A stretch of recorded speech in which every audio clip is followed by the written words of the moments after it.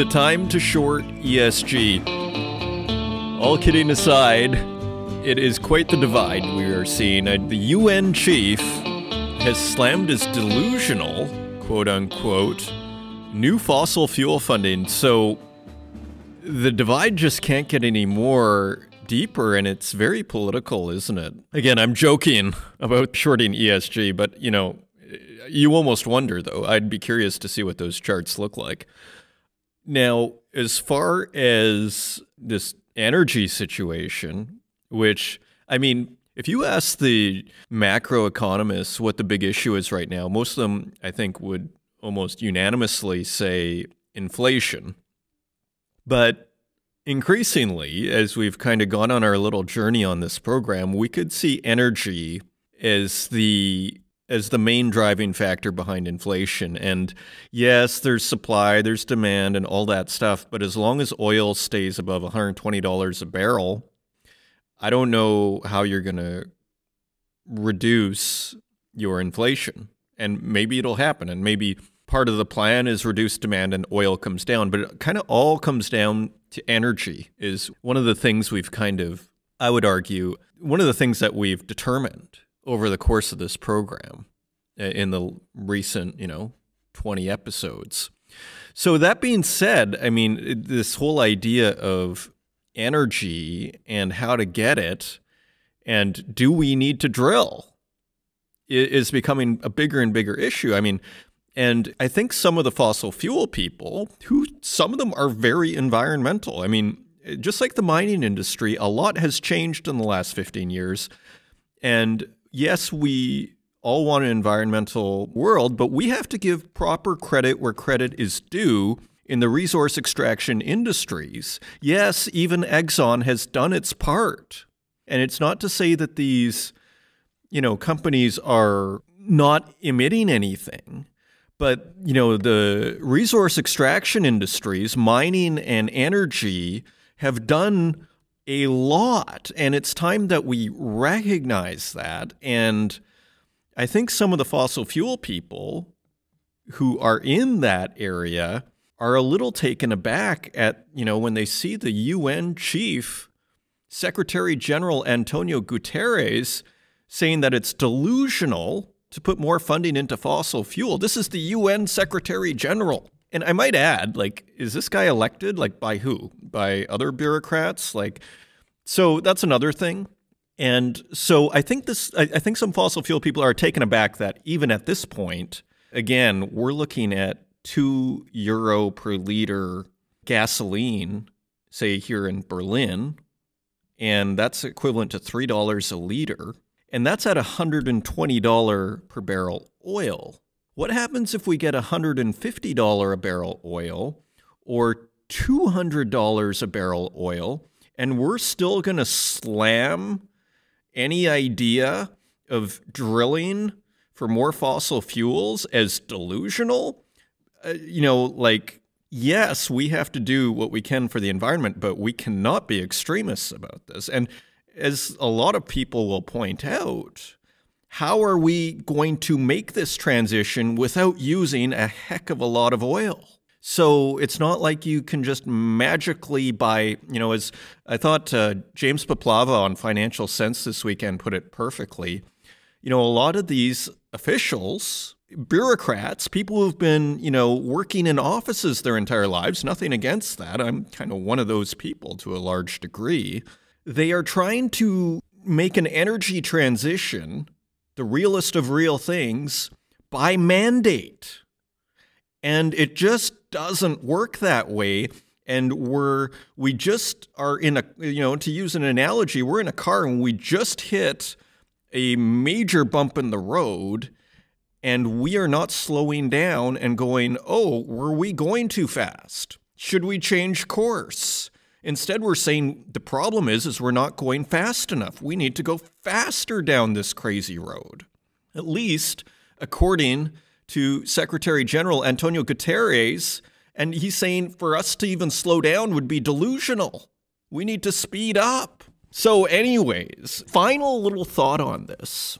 Again, we were mentioning this guy, he's probably elected by the UN, which is probably a bunch of ambassadors, and I'm all for the UN. I think, it's a sad state of affairs, as we mentioned with Jeffrey Christian, when to say that the blue helmets would come rushing to the rescue in somewhere like Ukraine, it's a sad state of affairs that's like not even really a serious option. And when I grew up, that was kind of a thing that, the blue helmets, the UN blue helmets were kind of a beautiful dream. That kind of disappeared.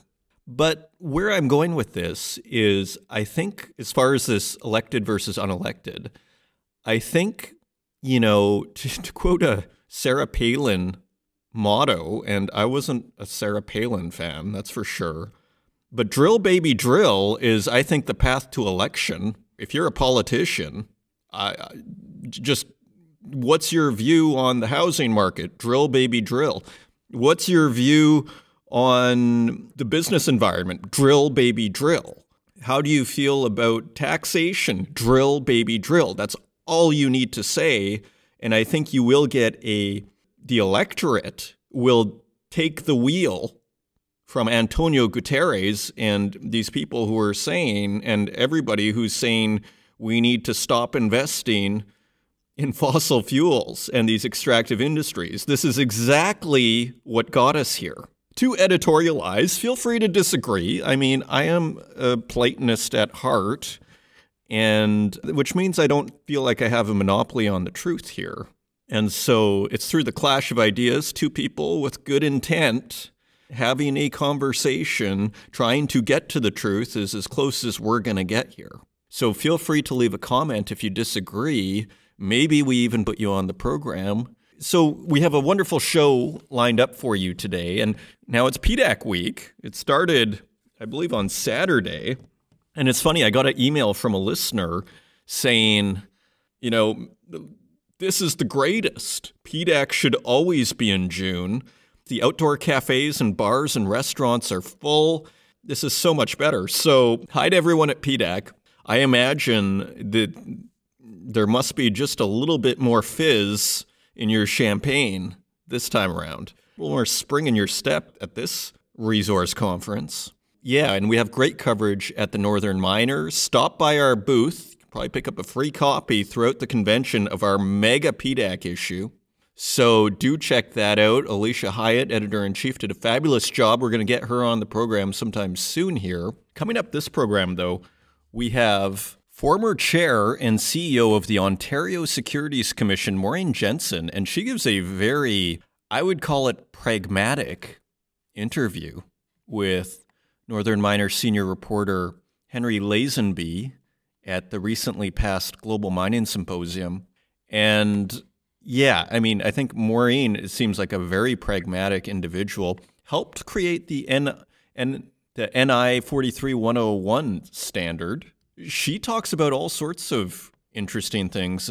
She does talk about the nature of the exchange. And I mean, people find the Ontario Securities Commission interesting because some people talk about it as a kind of Petri dish for the SEC. Say, like, if there's going to be a Bitcoin ETF, well, let's do it in Canada first and see how it works. And if it's good, then maybe we can use it in the US. This kind of thing. That's how some people view the Ontario Securities Commission, as a kind of proto-SEC, for lack of a better term. And so she used to be the chair and CEO, and she's got a lot of interesting things to say about a lot of different issues. She sees more conflict coming.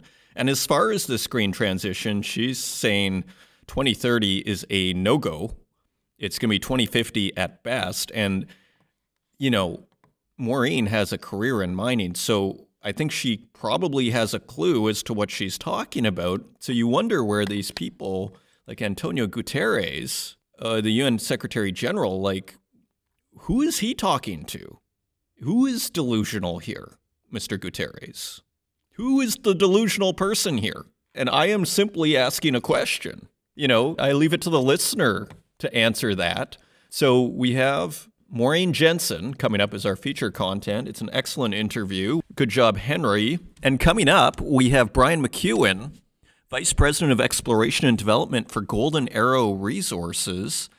And he is going to be in this week's CEO Spotlight. I've been seeing stories about Golden Arrow for years, so it's really interesting to meet one of the team members, and again, sponsored by the Grosso Group. So thank you for sponsoring this week's episode.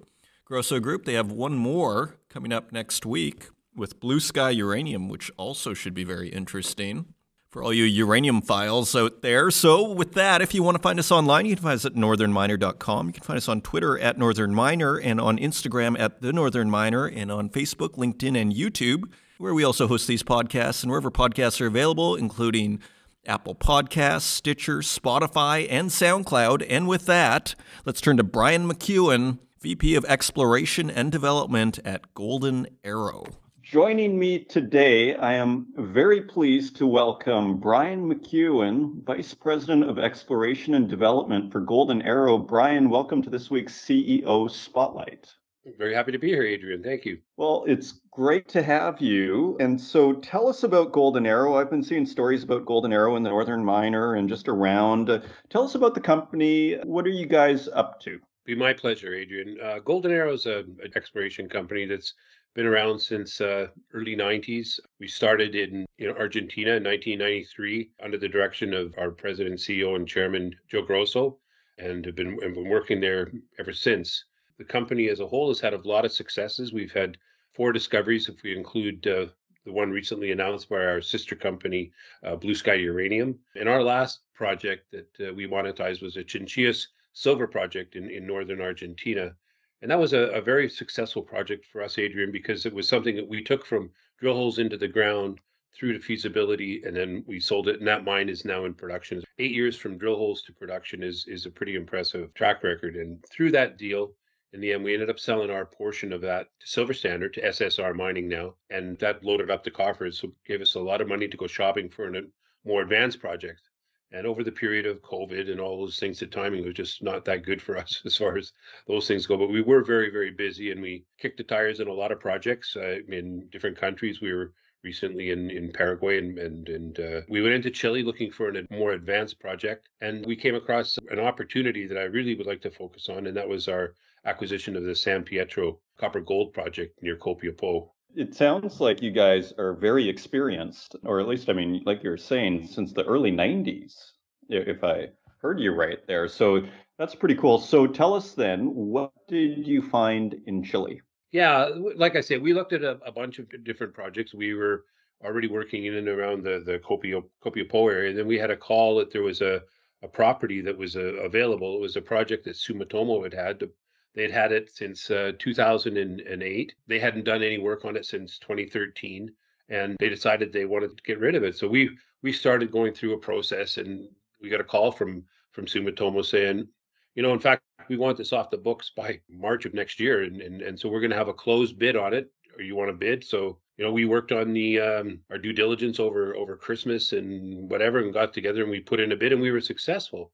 And we're very happy about that, because as we went through the due diligence, the company had been focused on evaluating this as a copper-only player. It appears from what we could find. They drilled 30,000 meters all in one area. They were getting some pretty low-grade copper, nothing to get really super excited about. And there was some low-grade gold and stuff. And then it was parked. When we went in and we looked at the project, we looked at the project immediately to the east, which is the Santo Domingo mine that's being developed by Capstone. And then on the west of us is the Manto Verde mine, which is owned now by Capstone. So we've actually got 18,000 hectares between the two mines. And the grades that we were seeing in the drill holes at San Pietro were very similar to the grades that they were mining at or planned to be mining at Santo Domingo. But what was really interesting was that the difference the cobalt made in the process at Santo Domingo.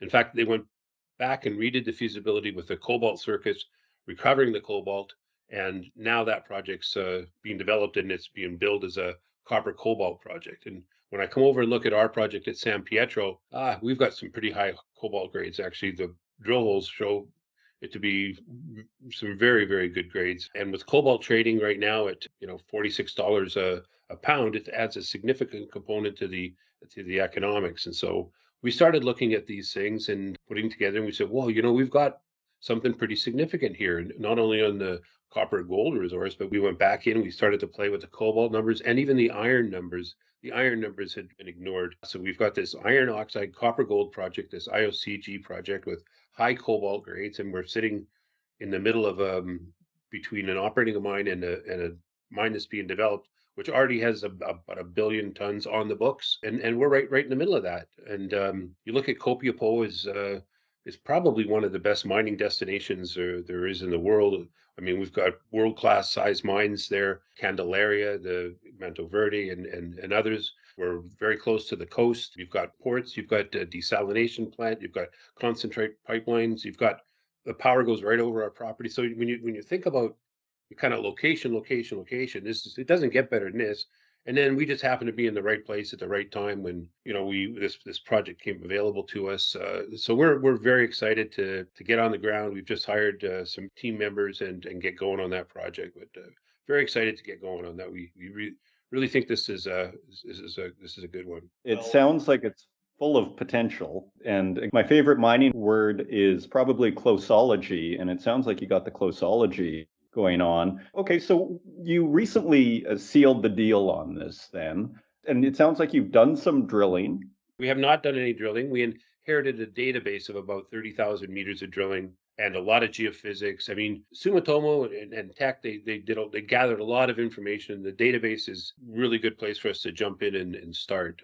Didn't mean to cut you off. Sorry. No, not at all. Thank you for clearing that up. In a sense, that's why I say these things, just so we can be super clear on what the situation is. So then I was about to ask you then, so where are you then on this project? In a sense, what's coming up, and I guess what's coming up in the near term, and then I guess more to the mid to long term, like where is this going? Well, a project this size and what we're planning to do requires a fair bit of infrastructure. So we've had to hire some Chilean geologists and project managers and vehicles. And so we're going through all that logistics stuff right now. We found some inconsistencies in the drilling and some things that might have been missed in the GF. So we want to go back and make sure we understand every single thing about the database. Once we do that and collect the surface information, then we're going to be delineating drill targets. And there's an area they calculated a resource in the past that it's not 43-101. I prefer not to talk about it, but we want to prove up that resource. We want to be able to see what else we can add in other areas. And we're just pedal to the metal right now to get going on here, and we're on the ground there now, and we should be able to have pretty regular flow of information coming up in the next few weeks, and then go from there. Right. So I guess the first thing is kind of consolidate all the data, and then you're hiring some people. And are you going to drill? I assume. We've actually already got a 40,000 meter drill program that's been approved by the board, and that we've already got the money to pay for that. And that'll be to delineate the resource on the eastern side near the Santo Domingo mine, and to check out all these other areas where there's just so much smoke. I think that we can put together something significant. Yeah, I mean, there's just so much excitement in the natural resource space right now because it does seem like there's just not enough to go around. And for you guys to get a deal like this in this kind of environment really is, I don't know if coup is the right word, but it's a pretty amazing thing. Now, have you guys, I mean, again, you've been around for a while. You sold, I think, a previous project you're saying to Silver Standard. Are you at the point where you're even thinking of what an exit looks like? Do you build the mine? Do you JV it? Or are you simply like one step at a time? Let's see how great this is. It's an excellent question. What we want to do is try to repeat the success we had at Chinchillas, where we went in and we've got a very, very strong technical group, is to be able to go in there, discover and prove up something significant, and then continually add value. We're very strong on the engineering side and have people take notice, and then we're going to keep barging ahead. But we're a junior company. We prefer to be able to sell that or have some kind of a streaming thing or joint venture or something, bring someone else with deeper pockets. But I know for a fact that we're already getting a lot of attention from people, from the questions I get asked. So I think there'll be a few people watching us. Okay, excellent. So just in closing here, and you probably already answered this somewhat, but what's the takeaway for investors? Well, I think the takeaway for investors is, this is a group that's been around for a fairly long time, a good solid reputation. They've done this before. We've got reconciled experiences, strong technical people, business people, M&A people. We're a little bit different than a lot of junior companies that way. We've got money in the bank, so we're not going to be out raising money and diluting the shareholders. So we've got money to go forward. And we've got, a great project. And we've spoken all about San Pietro and the path that's on, but we've also got other projects.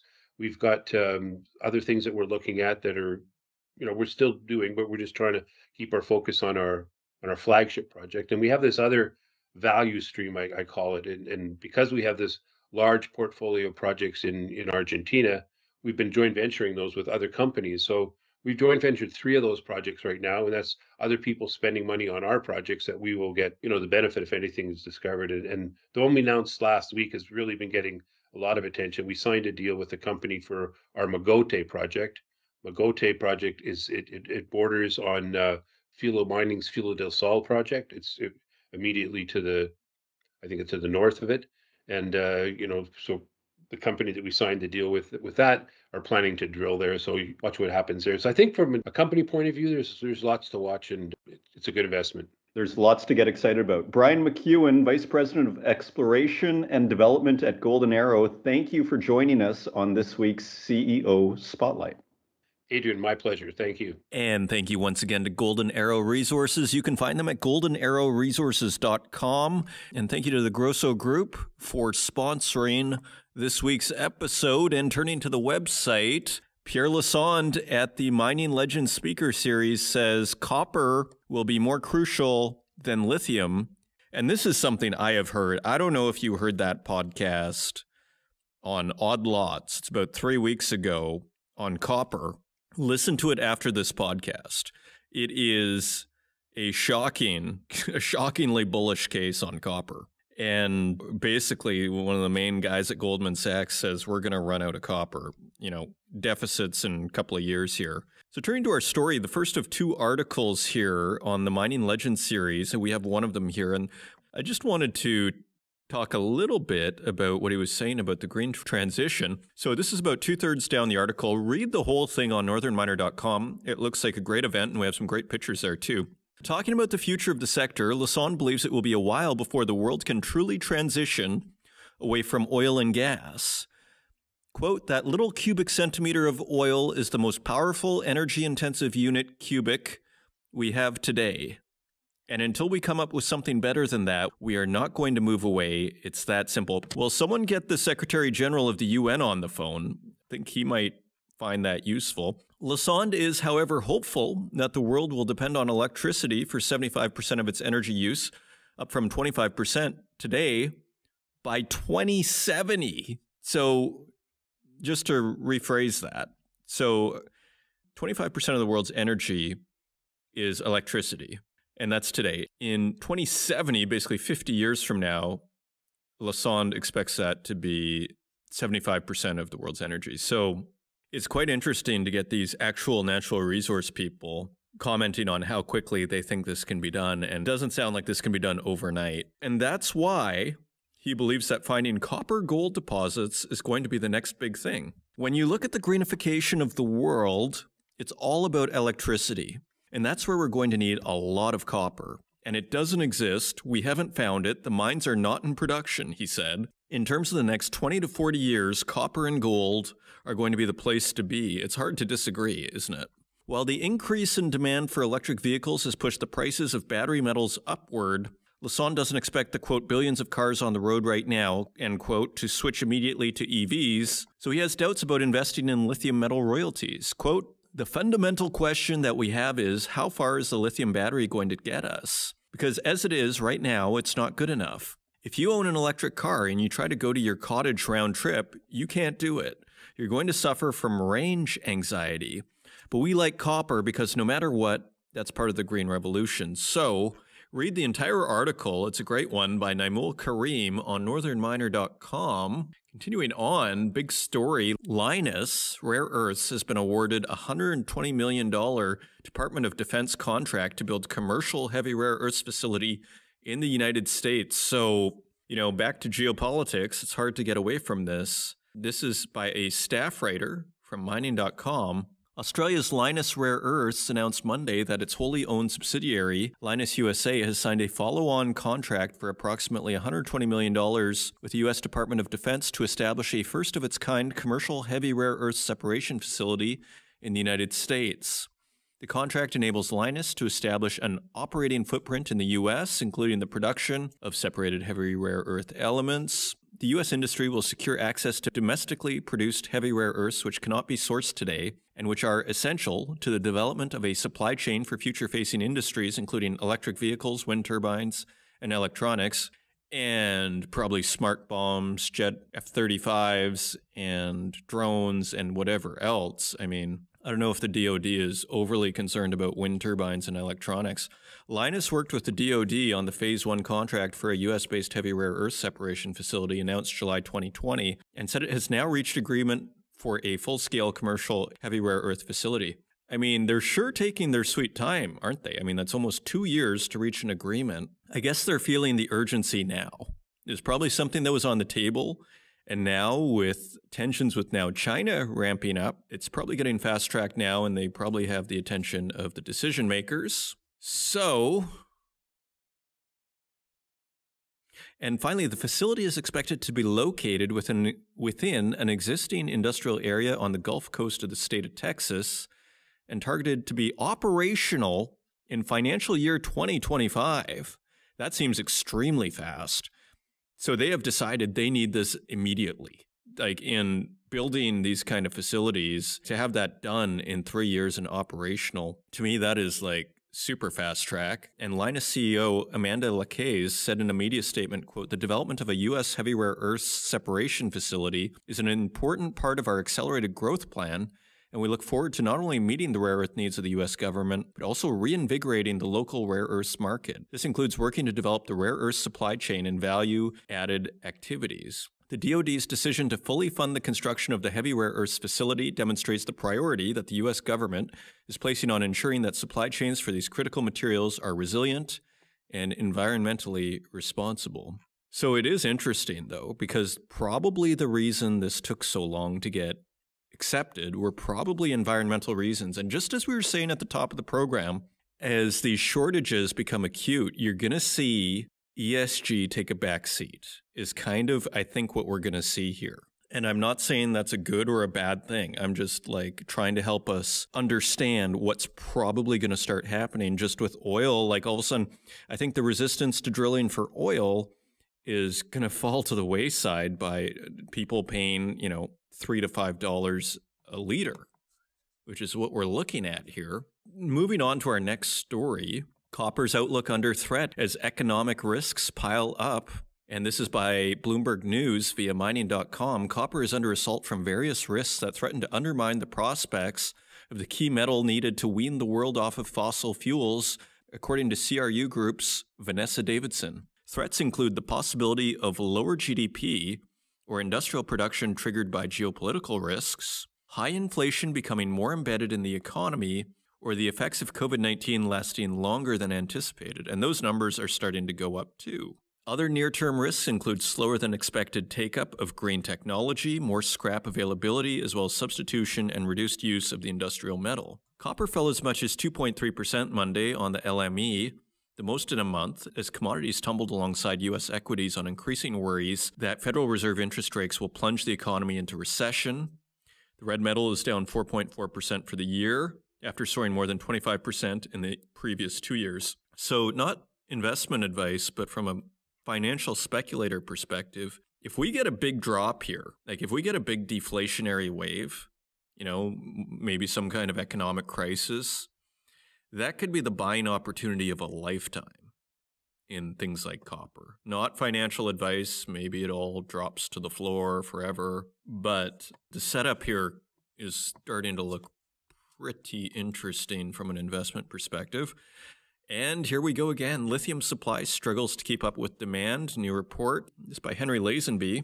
While prices for battery-making products such as lithium spodumene, carbonate, and hydroxide have rallied by 1,553%, 1,057%, and 744% respectively since mid-2020, the lithium market will struggle to remain balanced in the medium term, B of A says in a new research note. According to the bank, the upward pressure has been driven by a confluence of factors, including supercharged demand growth, expanding at twice the clip of supply in 2021. The bank's global commodity research team, led by strategist Michael Widmer, said the solid fundamental backdrop had been heavily influenced by exponential growth in electric vehicle production, which looks unlikely to change. And yeah, I would assume that electric vehicles are now, I could see them starting to outsell gasoline-fueled vehicles if these gas prices keep up.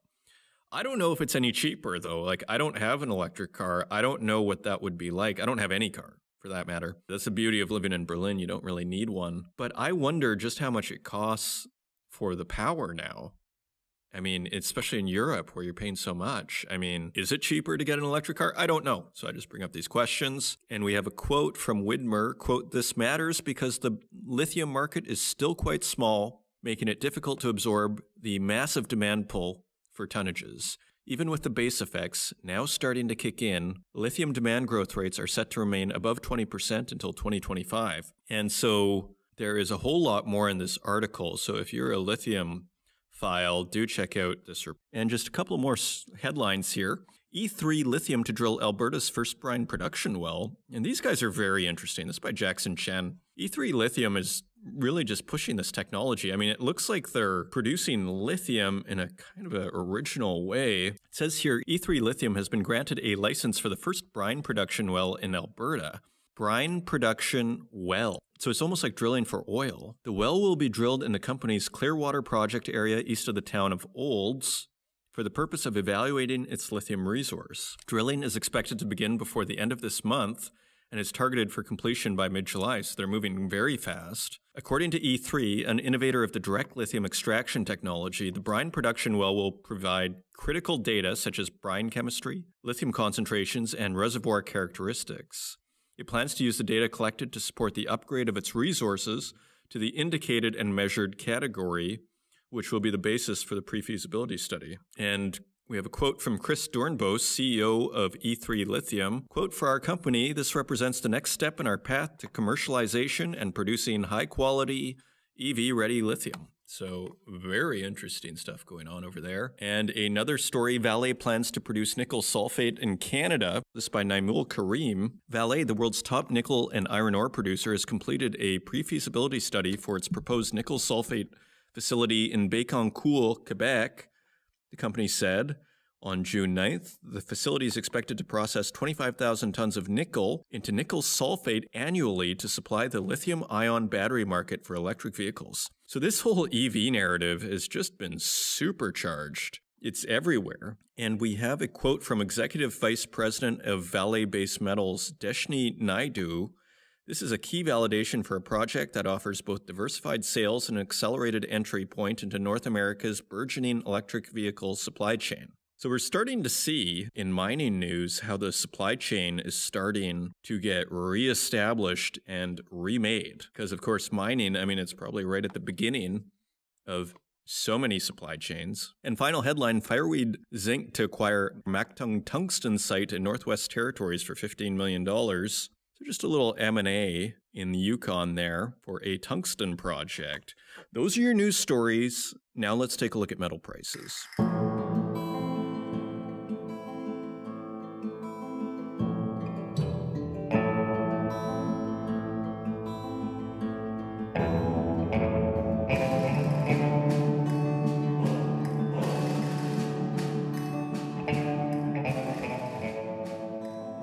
And turning to metal prices, something we haven't talked about is what's happening in bonds.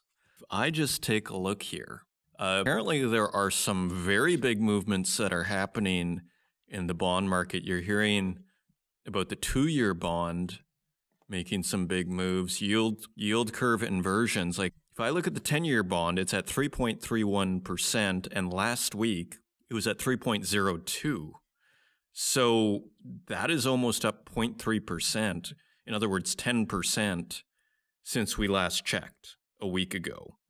So this is also the highest that we have here since we started recording it, maybe, 3/4 of a year ago, back when it was at like 1.5%, 1.2%, 1.1. We were at 1.19, and now we're at 3.3. So big moves in the bond market. I guess inflation expectations are starting to take hold on the 10-year bond there. So turning to our metals now, and we'd like to thank our friends at mining.com/markets for providing us with these prices each and every week. On June 14th, gold is trading at $1,823.96 per ounce. That is $25 lower than last week. Silver is trading at $21.17 per ounce. That is 85 cents lower than last week. Platinum is trading at $940.26 per ounce. That is $69 lower than last week. And palladium is trading at $1,811.60 per ounce. That is $203 lower than last week. So, bit of a move lower in precious metals. Turning to our industrial metals, copper is 4 cents higher at $4.33 per pound. Aluminum is a penny lower at $1.22 per pound. Lead is a penny higher at 98 cents per pound. Nickel is 6 cents lower at $12.51 per pound. Tin is 59 cents higher at $16.58 per pound. Cobalt is at $32.77 per pound. That is 51 cents lower than last week. And zinc is also lower at $1.70 per pound. That is 7 cents lower than last week. So zooming out, it would seem to me that the scare in the market that we saw yesterday is taking the wind out of the sails of the commodities trade. And so people, I think, are really getting worried about this demand destruction, a deflationary wave coming. And that's what I see happening here. And so basically the baby gets thrown out with the bathwater, everything gets sold off, and that seems to be what we're seeing here. I mean, really the standout for me was actually tin, which was up 59 cents, despite all of the other metals almost being down. And those are your metal prices. And coming up, we have Maureen Jensen, former chair and CEO of the Ontario Securities Commission. She was born in Winnipeg and earned her BSc in geology in 1979. She is best known as the first female to head the Ontario Securities Commission, where she championed policies to improve investor protection and encourage diversity for executives and directors of public companies. Yeah, and Maureen has a ton of interesting things to say. I thought one of the more interesting takeaways was avoid politics in the boardroom. Just, kind of an obvious thing to say, but maybe not so obvious if you've never kind of been a board member. So I thought that was quite interesting. Anyway, she is interviewed by Henry Lazenby at the Global Mining Symposium. I hope you enjoy it, and I will see you on the other side.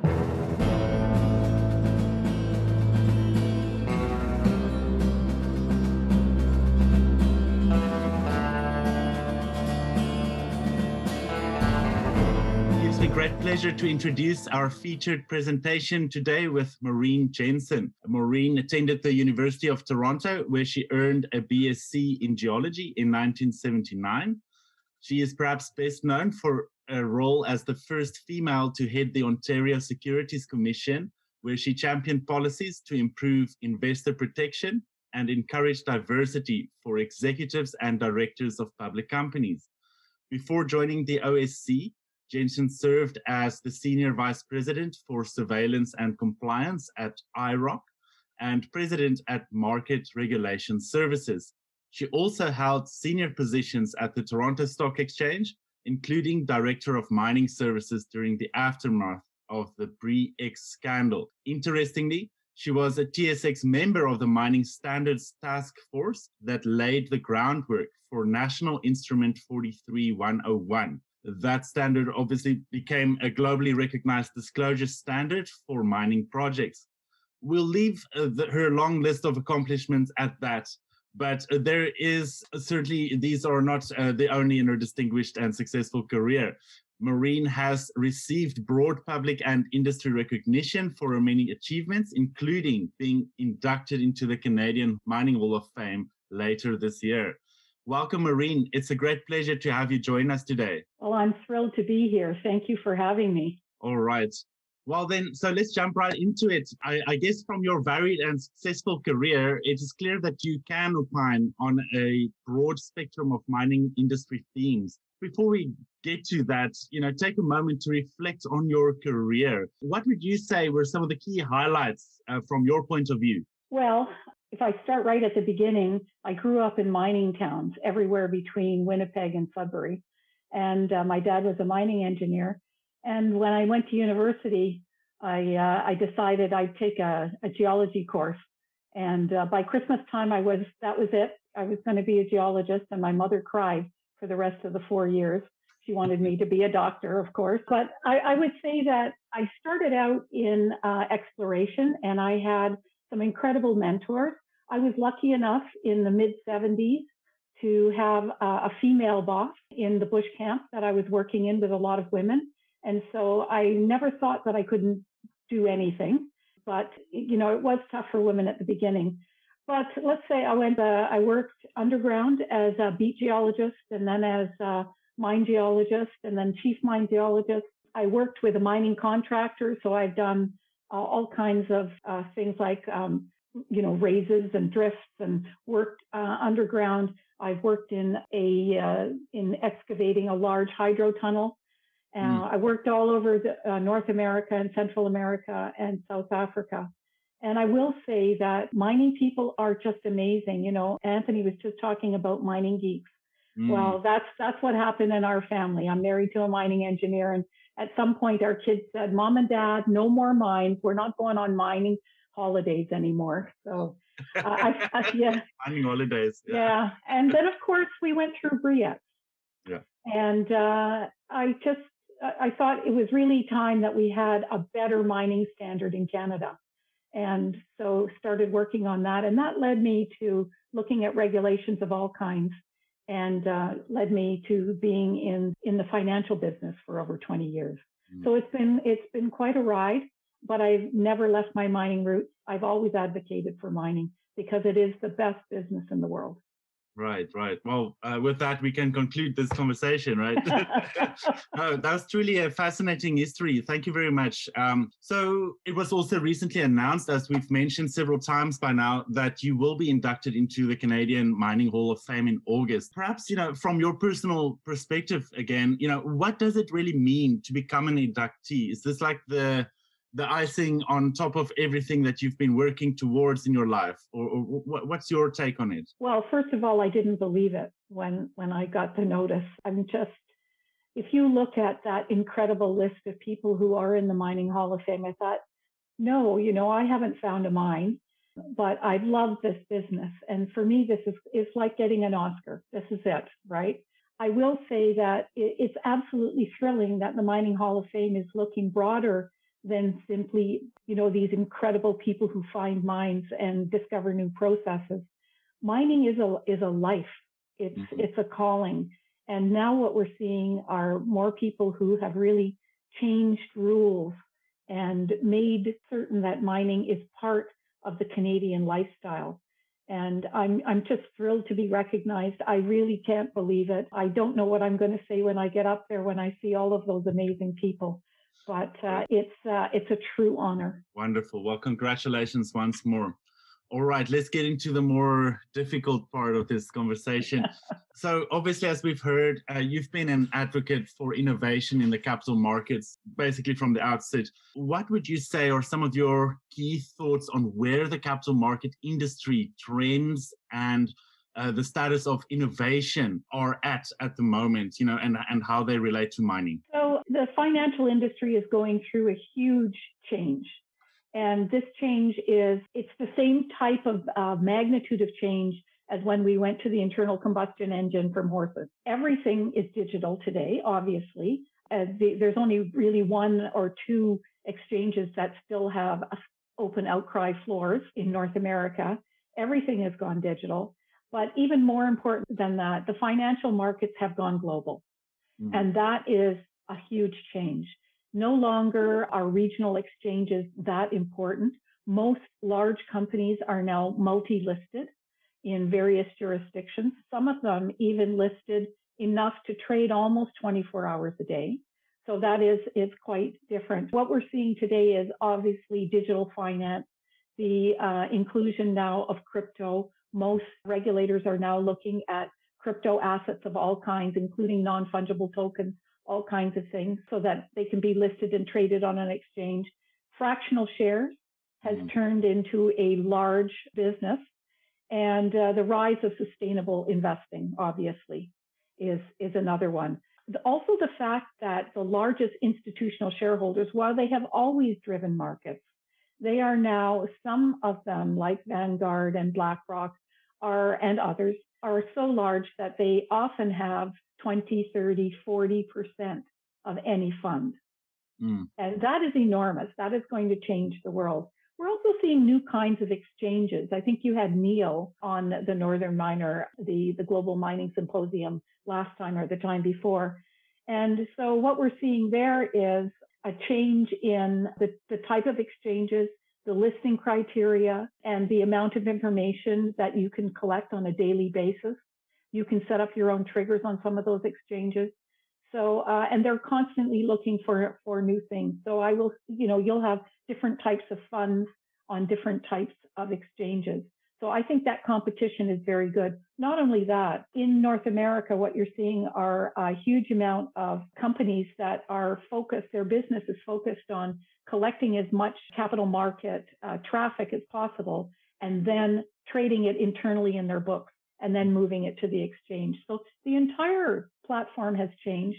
And the other thing is surveillance obviously has caught up to all of this. And now a lot of surveillance is done with AI and algorithms. So it's a different world.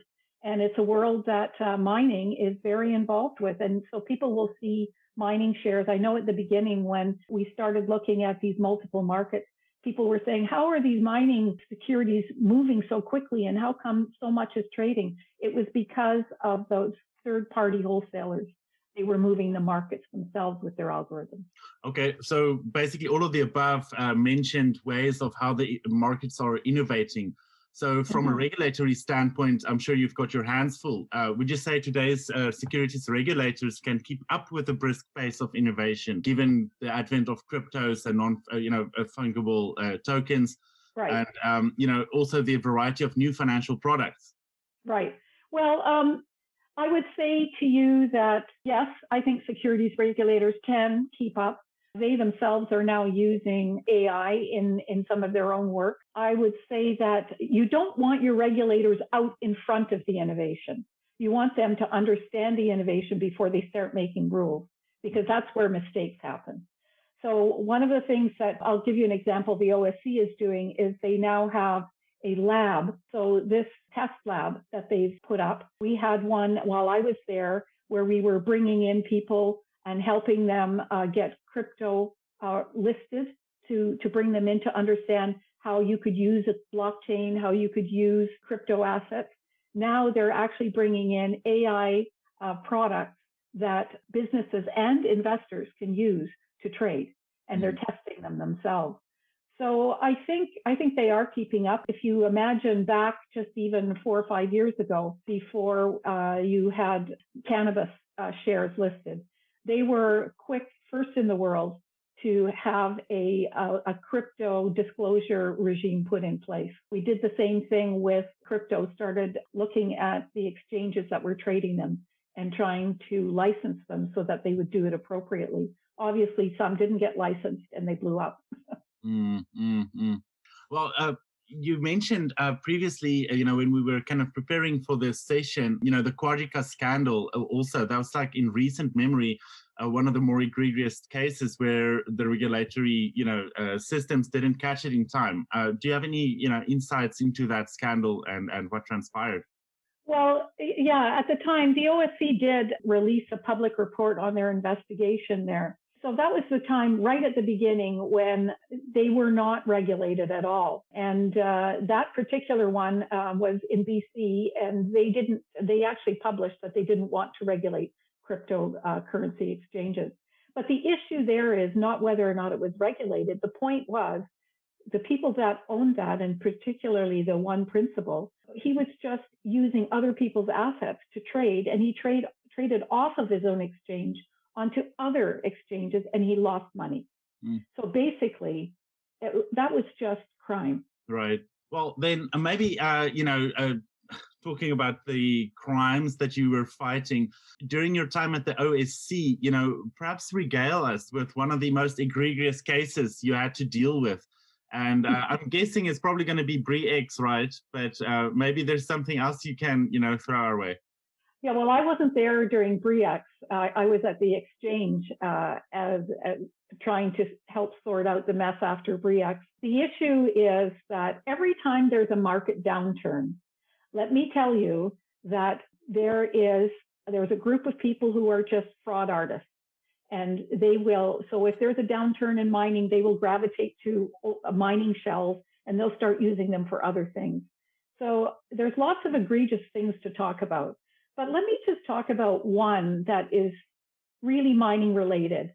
And it's not the most egregious, but it's a good example of what not to do. How about that? Yep. So this is Katanga. Katanga ended up paying something like $35 million in fines for what they did. And essentially, Katanga was a small company that Glencore had vended in a property in the DRC. And it was obviously a cobalt and property, right?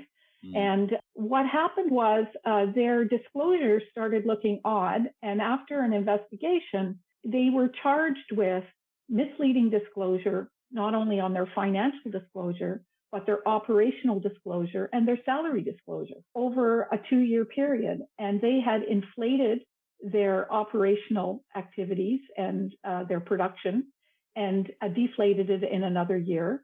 They had independent directors who were actually sidelined, and the Glencore directors were actually running the company without telling the independent directors what was going on. And on top of it, they were being investigated for bribery, and they never disclosed it.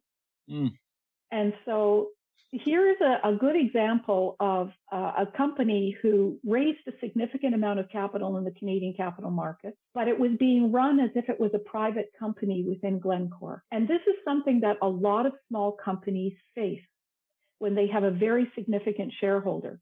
Now, this shareholder overreached dramatically, obviously, and did the wrong thing. But many small companies face this when you have a significant shareholder. So be careful, fully disclose, and even if the disclosure is uncomfortable for your main shareholder, it's something that you must do. Yeah. All right. Well, thank you very much for those insights. Okay, let's switch gears a little.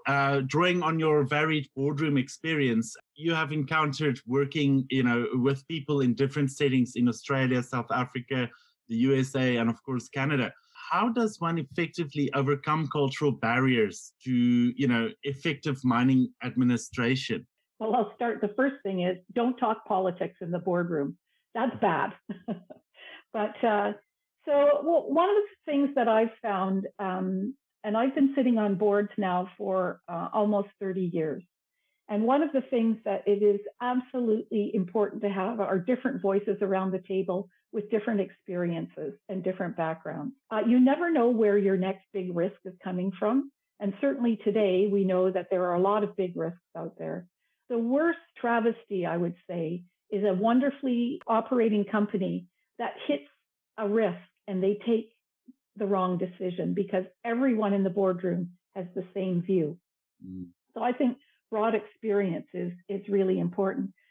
Some of the, I'll just give you one from the headlines in the last few years. Theranos, that's a good fake it till you make it, right? They pretended that they had something, and yet everybody on their board, none of them had any pharmaceutical or scientific experience. They were all ex-government people. Another good one is Equifax. Do you remember when Equifax lost all of that data? Yes. They lost the financial data of over 40% of U.S. citizens.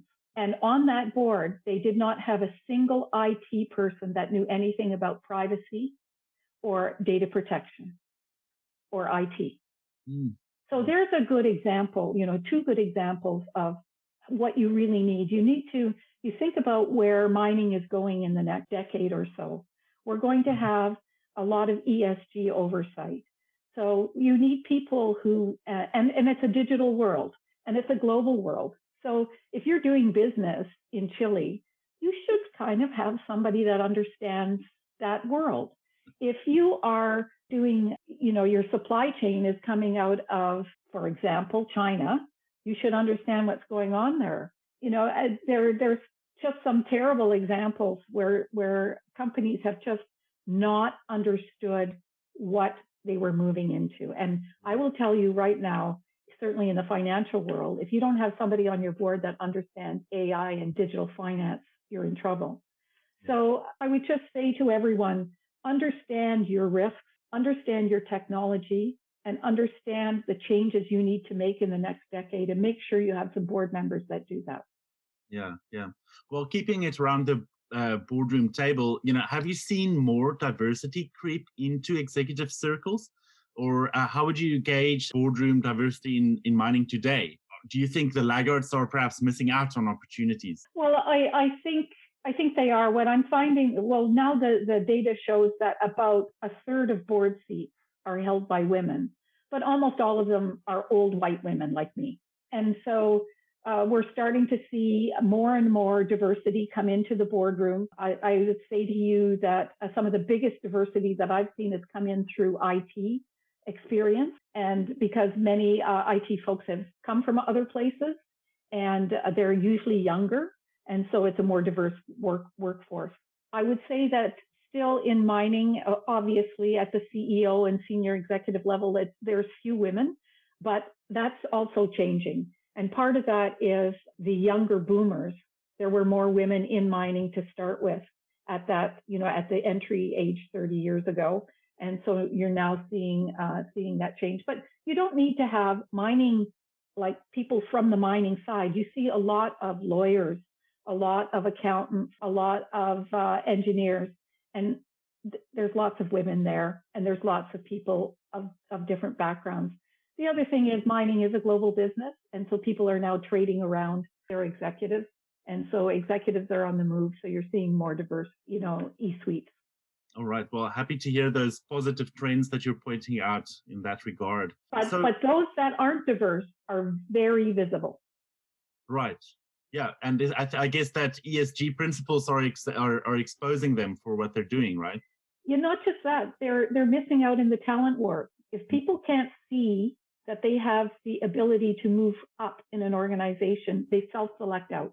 So if everybody at the C-suite is, 60 years old and male, or 60 years old and female and blonde, whether it's real or not, then they will say, I don't look like that. I don't see a path for me.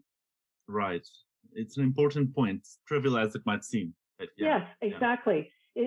It's those visual cues that get people to stay or go. Very interesting. Okay, well, talking about missed opportunities, do you think that the net zero imperative holds an opportunity for the industry to reinvent itself? And from your point of view, how can the industry capitalize on cutting down emissions, while still turning a profit? So that's kind of a broad topic there, but what are your right? Well, first of all, the net zero transition, as everyone is calling it, it's going to be a longer transition than everybody is talking about. Net zero 30, 50, maybe longer. But yes, in mining now, new businesses that are coming on stream, new operations, they need to think about what's the length of time that they have. Can they move to fully electrified now? Should they take that risk now? Do the economics of the deposit actually work for them? So, and I think that's what people are going to be doing. They're going to be looking at that. We all know that mines aren't necessarily found underneath a power line at the end of a paved highway. And so there's going to be a lot of issues that you have to take into account. But we will have to slowly electrify. We will have to think about what of the principles, for the sustainable principles every company can work on. No one needs to deliver on every single sustainability principle.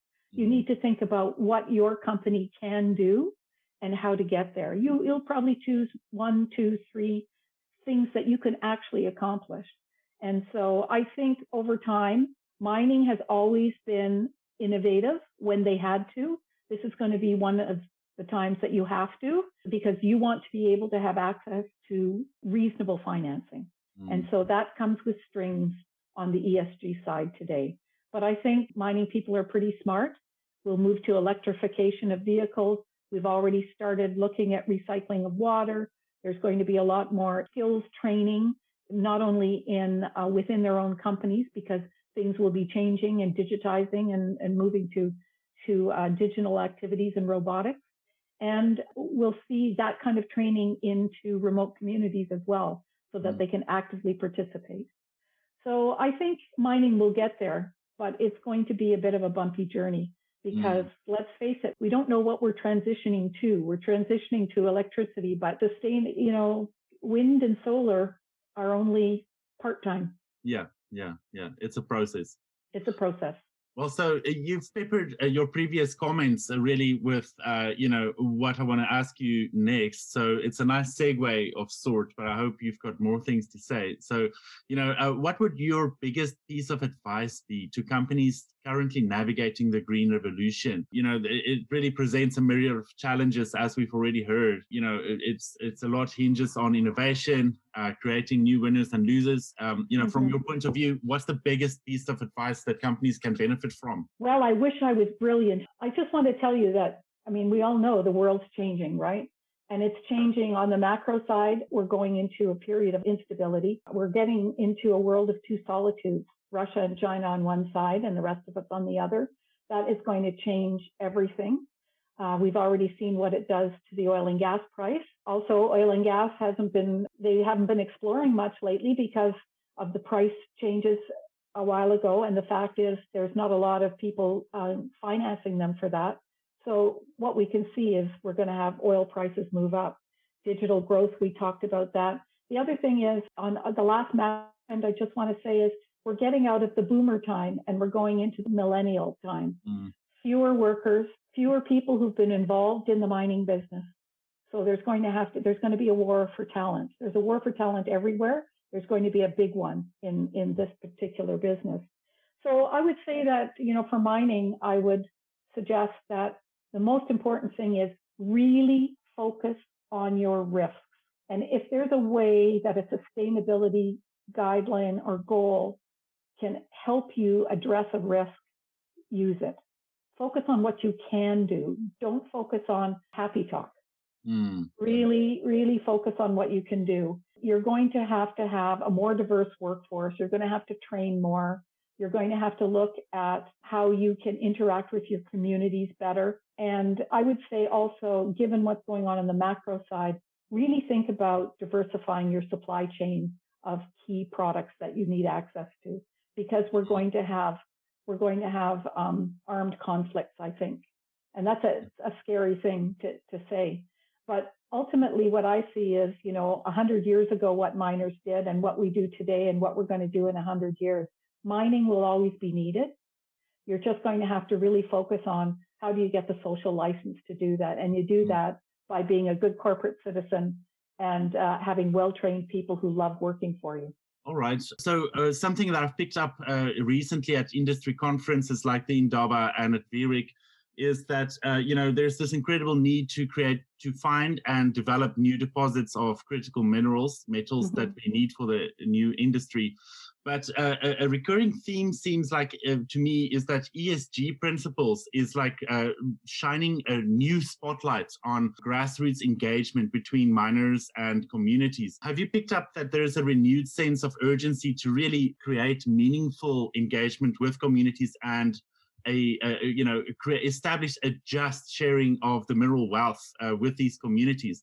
Is that something that you're seeing more relevant these days? Yes, I think what's happening is whether you're looking at a grassroots exploration project or whether you're doing a bulk sample or even starting a mining project, what's happening now is that more and more of the communities, they want to understand, how is this going to benefit us? Not just, yes, we want a job, but more than that, how is it going to benefit us? And quite frankly, this has been around and happening for over 50 years. What the problem is, I think, is the difficulty of getting anything permitted. And that is, I don't think that's with the communities. I think that's with our government. And I think it's with governments everywhere now. And so people have to understand the importance of mining. And I think they're forgetting that. I think people do forget that if you can't grow it, you have to mine it. I mean, where do they think plastics come from? Where do they think, it comes from oil? Where do they think everything that they use in their cell phone? It comes from mining.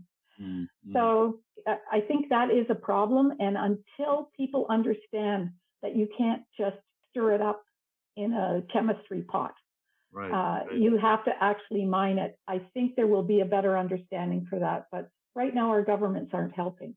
We really need to lobby for that. Right. Okay. Thank you very much for your time today, Maureen. That was the most informative discussion. Maureen and Henry, a wonderful conversation. Thank you so much, Maureen. Thank you.